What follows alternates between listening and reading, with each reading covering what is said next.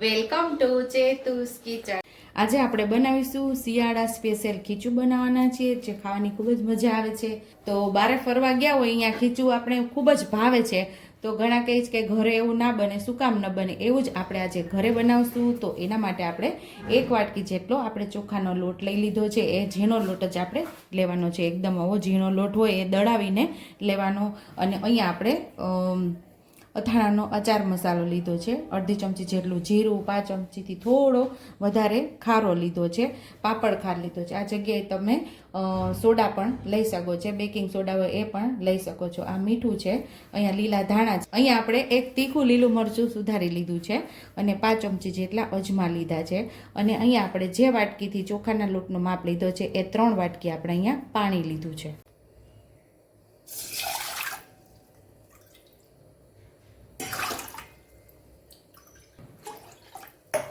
તો અહીંયા આપણે 3 વાટકી પાણી લીધું છે, એની અંદર આપણે સ્વાદ મુજબ મીઠું ઉમેરશું।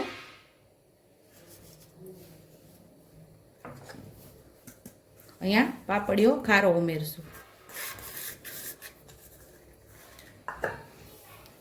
અને અહીંયા આપણે જીરું પણ ઉમેરી દેશું, અહીંયા અજમા પણ ઉમેરી દેશું। આપણે લીલું મરચું પણ સાથે જ ઉમેરી દઈશું, એની તીખાશ આવે જે પ્રમાણે તમને તીખાશ ફાવતી હોય એ પ્રમાણે લીલા મરચાં તીખું કે મોડું ઉપયોગમાં લેવાનું।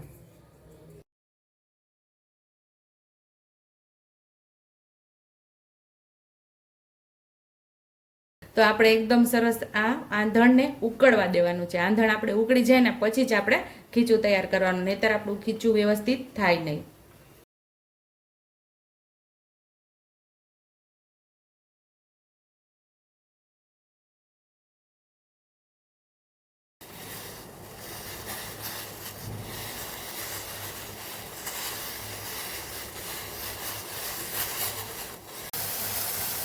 તો અહીંયા આપણું પાણી આવું સરસ પાકી જવું જોઈએ, ઉફાણ આવે એવું સરસ પાણી ઉકળવું જોઈએ।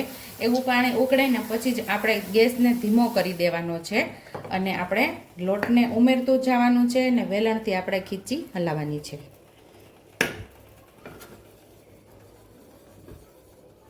હવે એકદમ સરસ આપણે ઝડપથી ફટાફટ હલાવવાનું છે।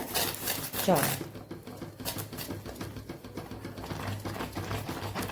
ગેસ આપણો ધીમો જ છે અને આપણે ફટાફટ હલાવીએ છીએ, જરા પણ ગાંઠા નહીં રહે, એકદમ મસ્ત એવી આપણી ખીચી તૈયાર થઈ જશે।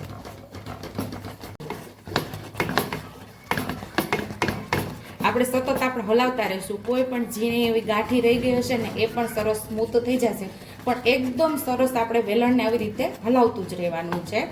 એકદમ સરસ મિક્સ થઈ જાય ને પછી નીચે તવી કે તાવડી રાખીને થોડી વાર સીજવા દેવાનું, એટલે આપણું ખીચું એકદમ મસ્ત એવું પાકી જાય।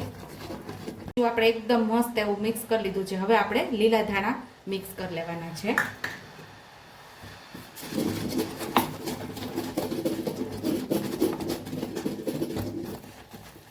અને થોડી વાર હવે આપણે તાવડી નીચે રાખીને સીજવા દેવાનું છે, તો ઉપર ઢાંકણ ઢાંકીને।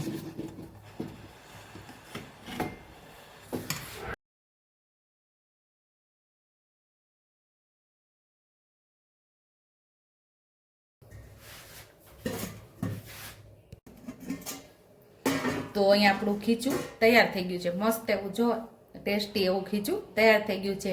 સર્વિંગ પ્લેટમાં હવે સર્વ કરી લેશું। તો અહીંયા આપણે સિંગ તેલ ઉમેરશું। તો આપણે એકદમ સરસ સિંગ તેલમાં ખાઈએ ને આ ખીચું તો ખાવાની ખૂબ જ મજા આવે છે।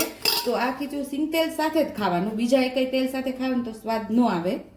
ઉપરથી આપણે અચાર મસાલો સ્પ્રિંકલ કરી દઈશું, અચાર મસાલા સાથે ખાવાની ખૂબ જ મજા આવે છે। અહીંયા આપણે મરચું પણ ઉમેરેલું છે, પણ અત્યારે શિયાળામાં તીખું તીખું ખાવાની ખૂબ જ મજા આવે છે। જો તમને મારી રેસીપી પસંદ આવી હોય તો મારી રેસીપીને લાઈક કરજો, શેર કરજો, સબસ્ક્રાઈબ કરજો, બેલ આઇકોનને દબાવતા ભૂલતા નહીં અને કમેન્ટ બોક્સમાં કમેન્ટ કરજો કે મારી રેસીપી કેવી લાગી। તો આવજો।